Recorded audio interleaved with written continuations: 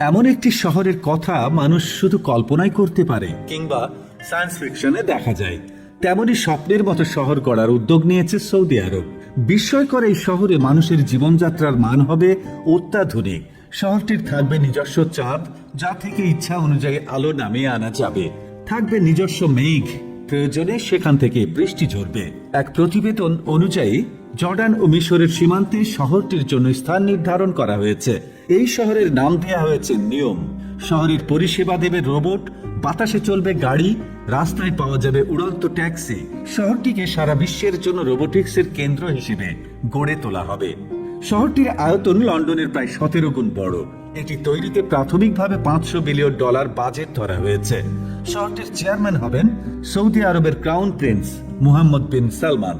এটিকে তিনি বিশ্বের শ্রেষ্ঠ প্রমোদ কেন্দ্র বানাতে চান।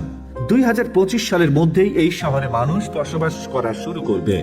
তবে বিশ্লেষকরা বলছেন, স্বপ্নের এই নগরী তৈরিতে বাধার সম্মুখীনও হতে পারে সৌদি আরব।